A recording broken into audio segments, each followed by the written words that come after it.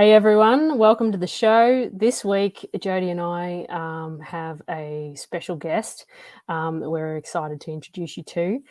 She's going to help bring us into awareness of our financial sovereignty, because I'm sure many of you will have come to discover in your health struggles that there's a direct relationship between health and wealth.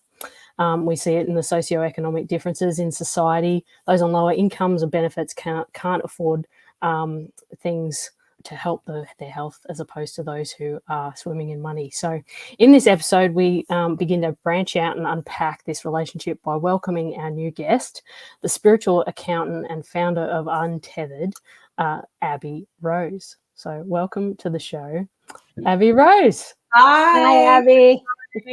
thank you so much for having me. Thanks so much for coming on. We're so excited to have you. So tell us about yourself, a bit about your journey and how you woke up to the matrix of money and became the spiritual accountant. Oh, what a story. Okay, well, I'm not going to bore you with the details, but one of the most common questions I get asked is, are you really an accountant? And fair call, right? I don't look like an accountant and I certainly don't act like one. These days, I call myself a non-collector rather than a collector. So, I started in accounting when I was 19, and I worked my way up the ranks and I did my studies.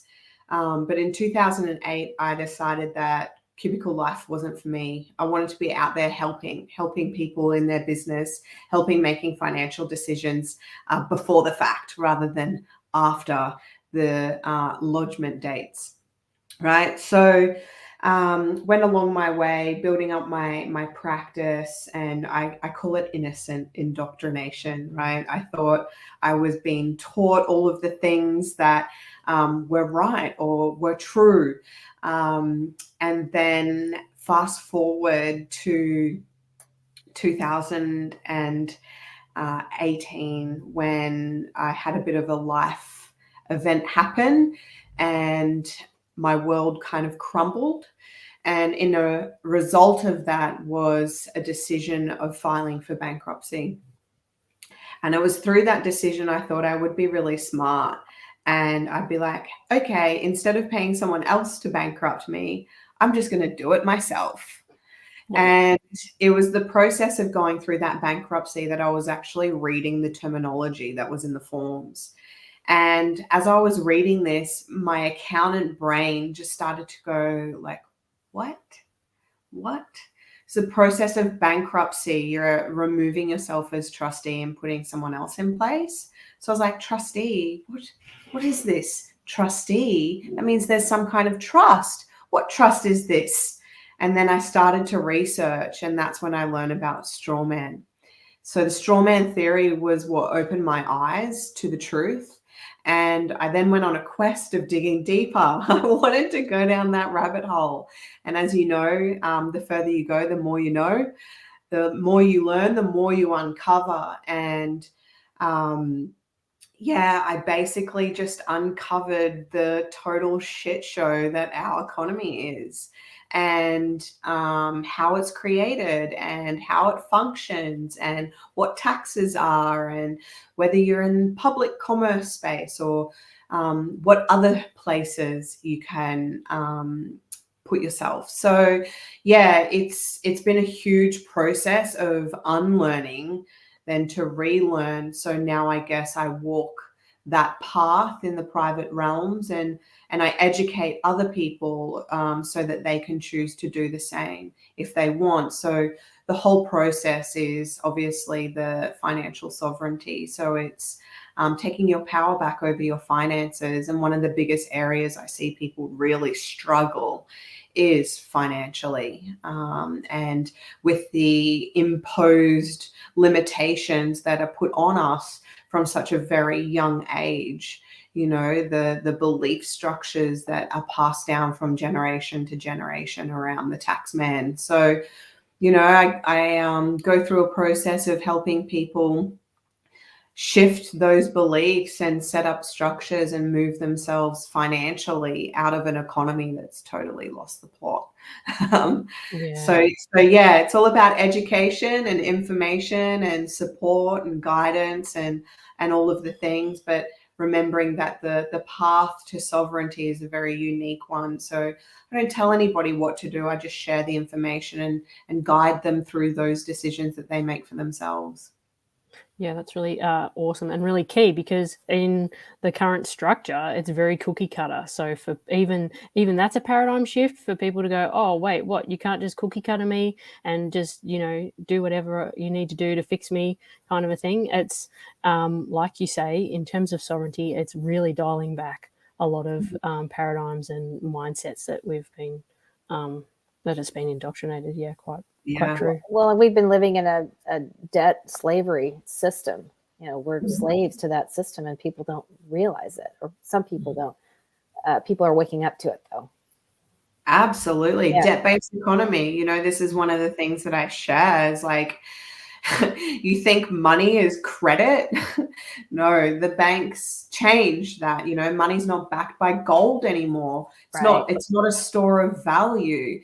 It's an exchange. But if we look at it from an accounting perspective, it's not a credit note, it's a debt note. It's a debt. Right. So on that premise alone, why are we reporting credits, income in our tax returns when we're all exchanging debt, which are losses? So why? That's Wow, my question. that alone, mate. Well, and I never understood why you paid income tax as an individual on the money you received instead of a profit, which is what I think it was originally supposedly intended to. And it was only for corporations, and then it went to individuals, and then it was all the money that you make, not just your profit. Oh, yeah, there's a poem, we get Yeah. taxed on everything. Yeah. Soon they'll be taxing the air we breathe. Exactly. And I think this is one of the biggest misconceptions around the tax side of things is, it's a business model, and it was created for profit. Tax is pure profit. The notion or the concept that taxes pays for the roads and the infrastructure and healthcare is just simply not true. So we've been fed these lies, and it's like, well, how do those things get paid for? There are explanations for that. But if our taxes are not paying for those things, then why are we paying the taxes? Where is it going? So I guess this is where you get to make that choice over, well, do you want to wear that badge of honor and label yourself as a good citizen and pay those taxes? Or do you want to maybe do a bit of research, find out where it actually goes and how it's created, and then maybe choose to opt out, because the whole thing's voluntary, really.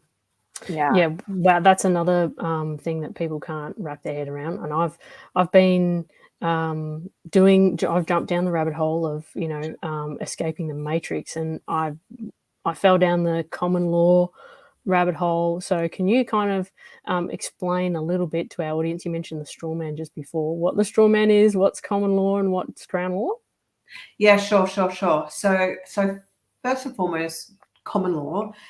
Common law is law of the common people, right? And this was the laws. This is Old English law. So this was actually created by the Bar Association. The Bar Association is part of the private, right? Of course.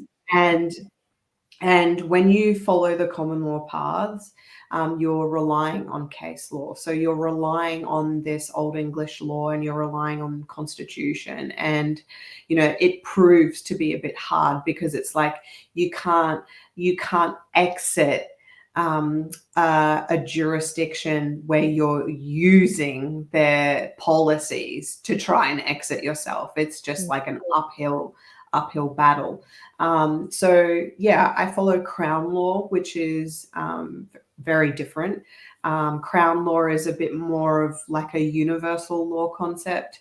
The crown being us, like the crown being the crown chakra through our direct connection to God. We are the crown, we are the living crown. We are the right. We have ultimate responsibility.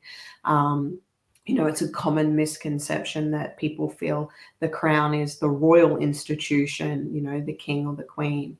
So that's an assumption in law. And, in common law, the living man or woman is not defined, whereas crown is defined in law. So we're able to assume that the assumption that we are the crown, and then use the law to remedy any problems, any issues.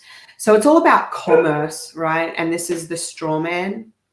The straw man was created as a commercial instrument. So the straw man was created at birth, and another idea of it is it's the birth certificate, right, represents the straw man. So the straw man is like this legal identity that was created when you were born, and that legal identity is actually a copyright infringement. The intellectual property was taken from your mother and father, the name, right? And that name was then used to create this trust, which is a commercial instrument. And this trust is then used through our economy. It's a commercial instrument, so you can enter into contracts and agreements and not even know. So this is the whole thing, right? You think your birth certificate is proving your identity. It's not.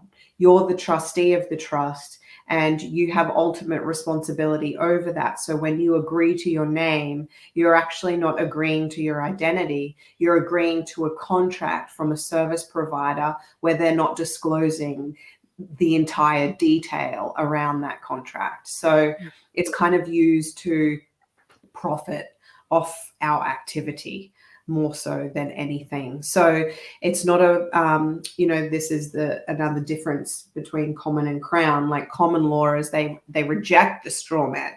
There's groups and spaces that are in rejection of it, and I'm not of that belief. I feel like it's actually about embracing. If you look at your straw man, as a child, the child version of you, it says on the birth certificate, child's name. It's a dependent. It's relying, and through the birth certificate, it's relying on the state, right? The governments to administer on your behalf. So when we come into these lessons and these learnings, we're maturing, and then it's like we take on that responsibility. We are the owner. We are the crown in right. I'm not going to reject the straw man, but I'm going to know when I want to use it and when I don't, because I understand what's happening in these scenarios, and I refuse to be used as a commercial instrument. And so so our energy is the currency that they use. Oh, yeah, right. So this trust, right? So the most valuable resource on the planet is human energy. Yes. Right. This is where I go into my spiritual teachings, and I talk about how cosmic currency is the energy that flows through us, right? When we align to our cosmic currency, step into our purpose, we can create more. But yeah, the energy, human energy is the most valuable resource on the planet.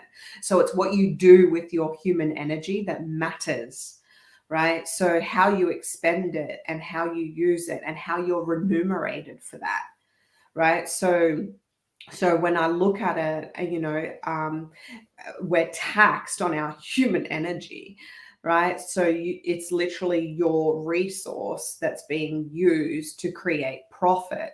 So when we then go out into the world and we have our legacies, or we have our jobs, or we have our businesses, you're expending your human energy to create in the world. So how you choose to benefit from that, how you choose to receive or to be remunerated for that is your choice, right? And this is where we come into that sovereignty element. It's like, do you choose to operate in the public or in the private, or do you, how do you want to receive? It could be through fiat currency, it could be through other digital currencies. You can choose how you want to give and receive in this life.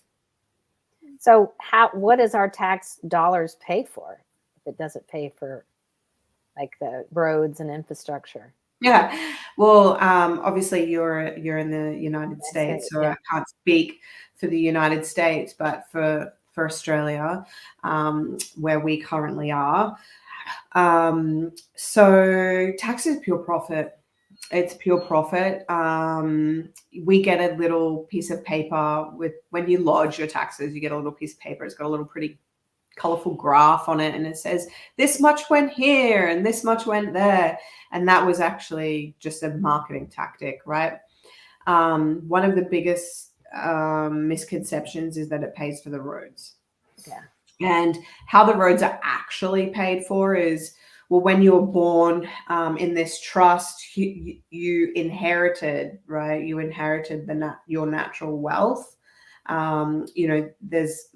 There's a massive deep dive you can go around this. There's like insurance policies and things like that. But naturally, like this trust is in existence and it contains value. That value accumulates over time and it gets capped. It gets capped at a very high amount. And actually, when it's taken, it then gets replenished because it is unlimited natural wealth. So what happens is when they want to administer services for you, they see that as a potential for making profit. So when it comes to the roads and the infrastructure, people will sign up to the electoral roll, and that's putting them into a military designation, a commercial zone. And then the local council of that area will create what's known as a common fund. And through that common fund, they'll access the estate to obtain funding, which then goes into the roads and the infrastructure. So we're already paying for the roads and the infrastructure. Wow. Why have we got to pay taxes and pay again, right? So the taxes it's pure profit. So ultimately the taxes go back to companies listed in America, and then ultimately it's all back to the Queen and the Pope. Yeah. Wow. That's crazy. So how do we access our trust? Or can we?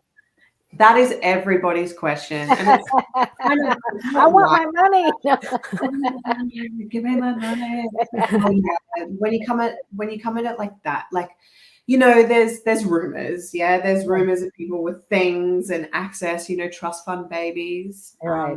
That's a terminology people are quite familiar with. And what is a trust fund baby? Trust fund baby, usually they think it's mommy and daddy that makes lots of money. And actually it's something different, higher up. They have access to these funds, right? They have direct access and unlimited, the trust fund babies. So, it's not for the common people, right? It's for the elite. It's for the people who know, right? But I don't go into it like that with the notion of like, I want all the money and the money is like, for me personally, this is not about my gain out of it. It's actually the equilibrium across our societies, across our whole communities. I feel like, me personally, my beliefs are an advanced civilization doesn't require currency. If we all have all of our needs totally met, and we operate as an organism that works collectively, everyone's looked after, then we don't have different socioeconomical demographics. We don't have, people who suffer, everything. I believe in true equality in that. And people call me crazy and they're like, oh, that's never happened. Like, I hold the vision for it. It might not happen in my lifetime, but I know that tax goes towards creating currency, and the more tax I can wipe, the more currency I'm clearing, and maybe one day we won't even need currency. So there's a lot of identities that people wrap around currency and money and wealth and all of that. And I think the more I get into it, it's like I'm not even doing it for that. This is more of course. Just bringing back the equilibrium to humanity. Yeah, and that's what Annie and I think we feel too. I was part of an organization that was doing this, trying to do this, and that's exactly how I feel, that we in the future we are not going to need currency. We're not. Yeah. Oh, well, on that, Abby, I've seen a great graphic that you've shared to your socials that I just wondered if you wouldn't mind walking us through. You know what? This is so funny. I made this graphic because, like, I wanted someone to make me a graphic. you know, you see all those really cool little cartoons and infographics and stuff. And I was like, but you know what? I just had so much in my head, so much knowledge in my head. The only person that was going to be able to accurately articulate these two worlds was me. So I went in Canva and I just started like putting together this graphic, right? So these are the two realms, right, that we can exist in from a commercial standpoint, right? So up the top we've got God's kingdom, and down the bottom we've got the devil's playground, right? And you know, if you can think about it, God is the ultimate creator, right? And God created man and woman, and you've got the man and the woman sitting there, and they're the crown, right? They're the crown living man and woman. But what happened was man and woman then created the queen, the pope, the institutions, and the governments. And that's what you've got down in the bottom section there, right? Man and woman created these associations and these organizations, right? And the queen, the pope, the institute, and the government then created the person, which is that certificate there. That's the birth certificate. The person is the individual, right? In divided duality, right? Wow. You have the plus and you have the minus, right? You have the yin and the yang. You have the living and the dead. They both coexist at exactly the same time, and it's not that one's right or one's wrong. It's just duality, right? Yeah. So it's, where do you want to be in duality, right? Mm. So in God's kingdom, it's you know, the private sector, right? In God's kingdom, this is your direct connection to God through your crown chakra. And in this private sector, no one has governance over you and that connection. And when you actually want to give back to humanity, we can create not-for-profit and private structures in this space. And when we have the not-for-profit that is all about service to humanity and creating, innovating, and evolving, then, you know, there's benefits for that, right? There's no tax, there's no fees, there's no registrations, licenses, fees, fines, penalties, like all of those things. And then, you know, that's where we have the access to the real wealth through the crown. But then down the bottom, you know, in this birth certificate realm where you're the straw man, in the devil's playground, everything is created for profit, right? For their profit, right? For their profit. Yeah. But you even have people who are operating in their companies for profit, right? They don't run a business because they have heart and soul connection with the service that they're doing. They're doing it for money, right? So there's a bit of a shift even in business, right? These business owners coming out of this for-profit mentality. And it's not to say you can't make profit in the private. You absolutely can, but it's what you do with those profits that matters, right? Is why we have a lot of people, you know, creating these private foundations or creating these not-for-profits who are meant to be putting services into our, you know, into our world. But how come those problems never get solved? Right. You know, with the amount of money that circulates in our world, we shouldn't have these problems, period. Yeah. The only reason we have those problems is because in the devil's playground, there needs to be segregation. There needs to be different classes. People need to get rich and then people need to stay poor, right? We need to be living in this debt-based economy so that they can continue to profit. The banks will profit. The bankers, yeah. The way loans are created, they're created as a product for the banks to profit. Yeah. Right. So we move into the not-for-profit space. It really does change the way you do business, the way you do life, the way you do finances. So it's really making sure we have that clear distinction between the two realms. And it's not to say that you've got to be in one or the other. Yeah, in one or the other. But you have to understand the relationship between the two. And if you sit with a foot in both worlds for a prolonged period, you could end up being very clusterfucked. Like you'll get confused, right? People who are moving private, that's a trajectory. We'll have a bit of a hybrid in the meantime, but they end up full private within a few years. But yeah, it just, this is just commerce. And it's like, where do you want to sit? Do you want to sit public and, you know, pay all your taxes, get all your mortgages and build up your asset portfolio and have all these titles and deeds that you don't even really own anyway? So like, it's like, what's the purpose? And everyone has different motives. Right. But like I say, there's no right or wrong. I'm just here to help people in what they choose. How does your decision affect you and your family? So good. Yeah, really good. So good. So I love that graphic. It's so good. And yeah, Canva is awesome. So on that note, in what you've learned and your journey and the wisdom you've gleaned in, you know, since 2018 and beyond or whatever prior, what do you wish you knew about how money works when you first started, you know, earning money yourself that you know now? Yeah, right. Because I was an accountant and I had no problem making money. I was on good money. There was something missing. Like I just couldn't, like it still felt like a battle. It still felt like a push, a drive. Like I was trying to build a business. I was trying to reach success. I was trying to find that fulfillment in the dollars.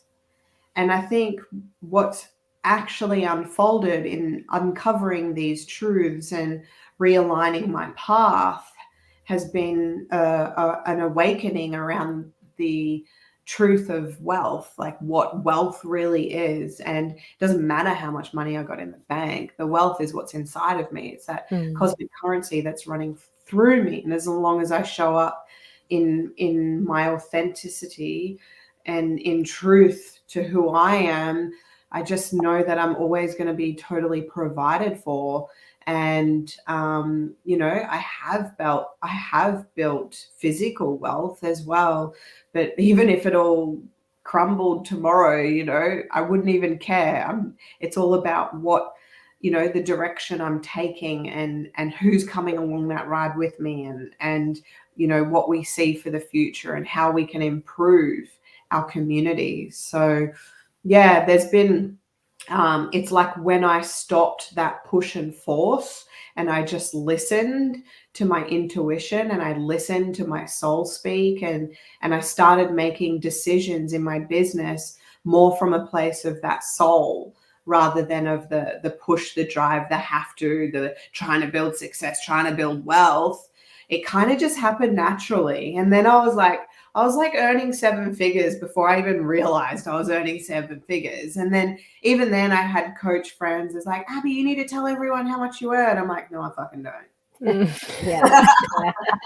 Yeah, that's private information. Private information, you know. Yeah, it's no secret. I've built some success for myself, but no one's really ever going to know the actual, like, because it doesn't matter. It doesn't matter. I'm not here, you know, I'm not here to be like, oh, I'm a 7-figure coach. I'm going to help you make 7 figures. But fuck, like, who cares? I've seen more people make more impact with less. I've seen more people make more 7 figures with no impact, you know? Well, yeah, if you're not contributing to the future of humanity, what's the point? What is the fucking point? Yeah, exactly. I don't care. I don't care what money you got in your bank. I care about what impact you're making on the people around you. Right. So true. Yeah. I'm just having a look at some of our questions because you've answered a lot of them naturally. A lot of them. So do you take people you on a journey and show them the possibilities of moving into the private sector? Absolutely. And I take it really seriously because the education that supports this journey is paramount. Right. And I believe that people need to be educated. You know, it's like with any kind of sovereignty. If you can't make a decision for yourself if you're outsourcing. Right. So we've got to let go of those professions that we're relying on in business, right? Relying on the solicitors, relying on the accountants. And people go, oh shit, oh no, like I can't do an accounting degree. How am I ever going to learn all of that? And it's like, no, chill. Like it's actually money management's not that complex. It's pluses and minuses. So you know, there is a process of education and maturing, and there's a strong emotional connection to that as well, because when you've been fed all these lies your whole life, but not even knowingly, right? Our parents just tell us what their parents told them, so it's nobody's fault.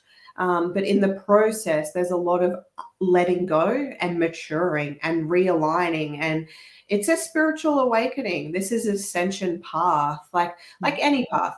You know, motherhood can be an ascension path, or starting a new business can be an ascension path, or going through a traumatic event can be ascension path. I look at how financial sovereignty can really be an ascension path.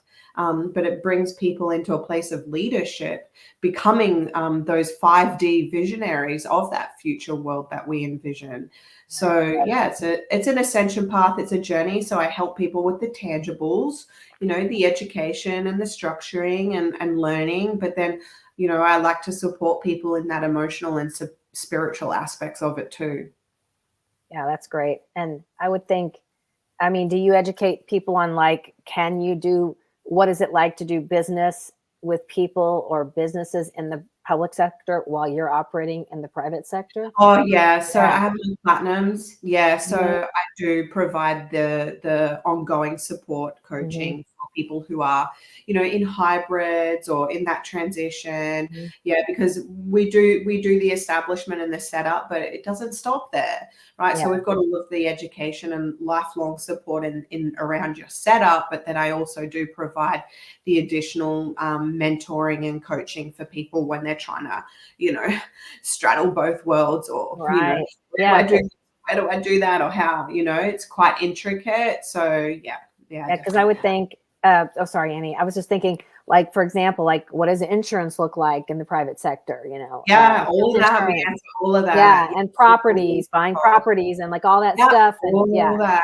Yeah. Loans, Mm-hmm. banking. Then banking, does that look different in the private, or do you, like, is there some sort of private bank, or do you still bank through the, you know, the big banks? Well, we still are in public banking, right? I'm Okay. trying to crack private banking. I've got a couple of contacts. It's an ongoing exploration. But yeah, we're currently in the public banking world. So, you know, no one can be wholly private. It's just, it's near impossible, right? But when it comes to banking, the private operates as a not-for-profit community organization. And this is why aligning to your soul purpose and your soul's mission is so important, because when we go to the bank, we're telling them what our vision is. We're telling them what we're creating. We're telling them how we're helping community. So if you're not actually doing that or making the steps towards doing that, then the bank is just going to think that you're fraudulent. So you're not going to get an account. So it's very important that we stay in integrity there. And the banks do offer these services, right? Because they support these community endeavors. So as long as we stay true to that, then, you know, we're going to be in integrity with our banking. And that's why, you know, I'll never establish anyone without personally speaking to them myself. But the banking's pretty much the same. You know, you get your bank card and you use it like a debit card, and you can have savings accounts. You can have accounts for multiple projects, and yeah, they do support it. Yeah, awesome. That's good. Well, and so what's one thing that you tell people to do when they're starting out this, you know, untethering journey? What's one thing, one practical thing? One practical thing? Stop paying your fucking taxes. Check. It's like, I laugh about it, right? But we got to take it seriously, because it's the tax office. Yeah, there's a lot attached to that. And, you know, they know who I am. They know exactly who I am. They know exactly what I'm doing. It's really great. We're in communication. And my buddy, I've got some buddies there. But yeah, it's, you know, you opted in unknowingly. So when you're going through this process of relearning or unlearning to relearn, or just re-educating or educating yourself, just pause. Right. So I'm not saying to do anything or to not do anything, right? But when you're going through this process, you know, things start shifting, and you get fragmented. You get confused and you won't know what to do. So when you're in that kind of space, don't do anything. Right. And you might get letters or emails or communications from your tax agent and says, oh, you have to do this and you have to do this and you have to do that, this is where you get to just pause and just be like, no, I'm just taking stock of my financial life right now, and I'm going to make a decision about what I want to do. I'm not sure about what I want to do right now, so I'm just pausing. Until I know when I am sure. And then when people learn, they make two choices. They're either in or they're out. No one is right or wrong, right? This is what I do. I support people in their decisions. So if they choose to be in, great. This is what you have to do. This is what you have to pay. These are your obligations. You have to stick to them. We have to honor that system. It was created for a reason and it's very intricate. We have to honor it. But if you choose the later, then yeah, there's obviously other things attached to that and it requires a little bit more work from you. But I'll guide you through that process. Yeah, awesome. So we do have some info on where people can find you, but what's like the entry level? Where do you recommend people come and yeah, so it's so funny. I'm so grateful that the social media gods have kept me alive. Right. So I have the Untethered group.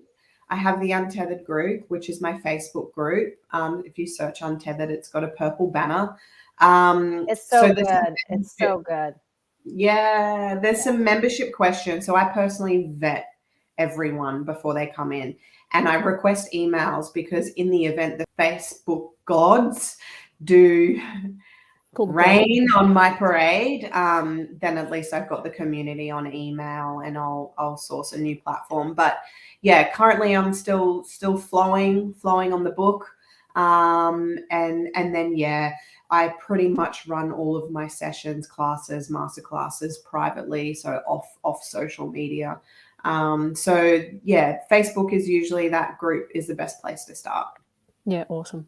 That's awesome. That's so good. Well, Jody, have you got any other questions? I know that you. Well, I was thinking about, so if somebody from the United States wants to work with you, they can just sign up for you have programs, right? I know you have courses and then you have, I'm assuming, consulting, right? Yeah. So, so the structures that we do establish are global. I do also have some connections in the US. So, I'm always open to people reaching out and asking, if I can't help, I'll always point in the right direction or just make a referral, And when I do make a referral, I usually make sure it's, I'm not just palming someone off to someone I don't know. It's someone that I've personally vet myself. Right. So what would be the first step for somebody to learn about this or work with you? Yep. So I've got my fortnightly Untethered sessions. So I run them every fortnight. So when you jump in the group, you can register for the session. And that's usually the can of worms that then starts the whole process. Awesome. Yeah. So they go to the Facebook group. Okay. Yeah. Awesome. I'll put that one back up. Yeah. Awesome. Yeah. That's great. Thanks. Yes. It's so exciting. I know people in our community are going to be, oh my God. Well, yeah. Then now this is the other thing too, because for then those who are like, well, I can't Google it or quant it or Ecosa it or whatever. So, can you explain that? Because someone goes to me once, like I get this all the time. Someone goes to me, "Oh, Abby, I googled Crown Law, but nothing come up." You're not going to find anything on Google, right? So, just to give a little background into how the education is rolled out, right?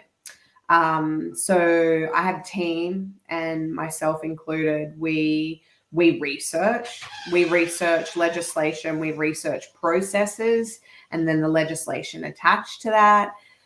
So we have 4 phases. It goes research phase, then we'll develop the remedy and development phase, and then we'll go into testing phase. So then the founders will test and the board of trustees will test. Once we've had success across the entire board, we then roll out to the members. So, it is a pretty stringent process, but all of the education that we provide is written by us based on our research. So it's not like we've gone and got articles and we're sharing those articles. it's written. We've actually just done a massive refresh over our documentation, so we'll be rolling that out over the coming weeks, because as things shift in the economy, we shift too. We rely heavily on international business law, international law. So we've just put some more work into our documentation around that. So it's a global thing. So hours and hours and hours of research, and then my sort of should I say, like my little genius zone is I can understand these very high level and high complex systems and legislations. Even in my accounting degree, I used to do this, right? All the meetings with the clients, I wouldn't use the accounting jargon because I knew they just wouldn't understand, right? So it's like I absorb the high level information, but then I deliver it in a way that anybody can understand it. So all of my trainings are bite-sized. And I do have other team come in and do some high-level training, but then I'm there to kind of dumb it a bit for people so they can understand. Because once you do, the more you know, the more you get involved in, the higher you go, like the more you understand, but it's harder to articulate. So we just keep going, right? We just keep reinforcing these concepts and these principles, and the penny will drop when the penny drops. And we're just there to help. Yeah. That's and awesome. So Crown law, is that called the same in the United States, or is it called something else? Under the US, so the private members associations in the US are different because they're attached to the amendments. Oh, right. okay. So the US is not under Crown law. Mm-hmm. It's under the amendments, right? So there's still the Constitution there. So most of the PMAs are still actually registered.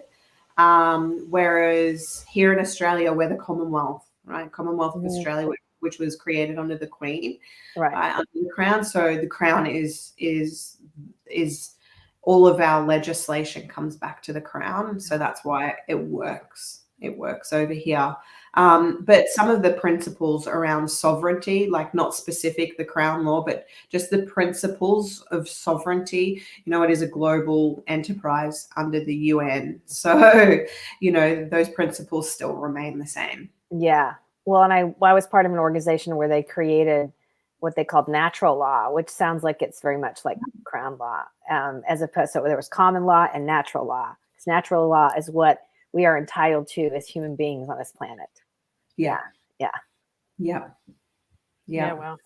Well, I mean, that's a whole can of worms, like you say, PMAs and all that sort of stuff, and it blew my mind when it actually a penny dropped, because I'm like, oh yeah, another layer as to how this whole this clown show has been running is, the Bill Gates and all that sort of stuff. They have PMAs. That's how they shelter all their things. Yeah. So PMAs aren't the devil. It's just that's what they're using to. Well, this is it.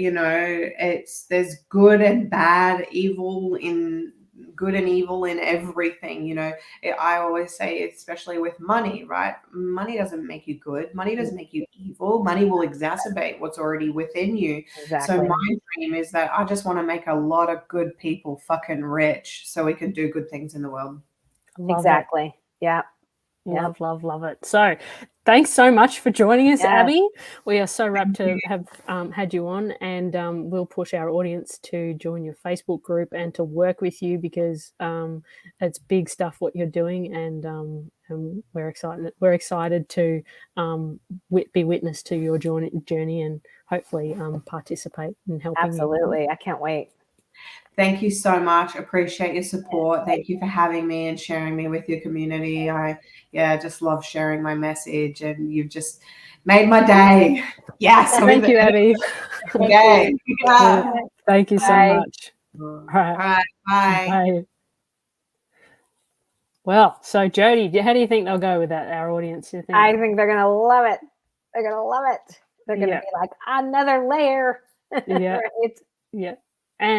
And the importance of owning your own responsibilities. So, with the debts that she kind of covered it. She didn't with that image the debt, and it outsources people's responsibility. So the individual isn't responsible, whereas in God's kingdom, in the private, then there's more onus on the individual to be responsible, and that rising tide lifts all boats. So that raises the standard, and we're gonna. And you have to connect to your mission and your passion in life, right?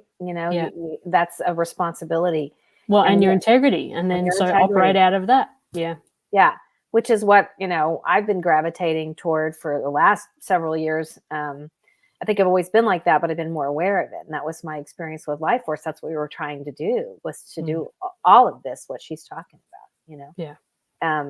So I'm already prepared for what she's doing. Like, I've already got all this stuff figured out, for myself. So, yes, it would be probably an easy transition for me. Yeah, I think now for me it would be. Previously, like during COVID, when I was grappling with understanding the straw man, we will have links to some of the things she mentioned, of things that you can find on the internet in the description below. But in terms of the straw man and how the system's structured, and the birth certificate registration, and trusts and all that sort of stuff, that was a big paradigm to shift. And so it doesn't happen overnight, but really, once you open yourself to the education, then you can untether your own belief systems around how the structure's set up and what you're required to do, and what you're not required to do. What's actually, what's voluntary as opposed to what's compulsory. Right. That's just words they throw around to instill fear and to keep us in our reptilian brain. But Right. Yeah. So I can't wait. And I can't wait. We hope you enjoyed this episode. It's a bit different for us, but it's also very significant into the work that we're doing in terms of empowering our community and our world to take self-ownership, take self-responsibility, and actually make our world a better place. Yeah, exactly. Awesome. Thanks, Jody. All right. See you guys next time. Thanks for watching. Bye.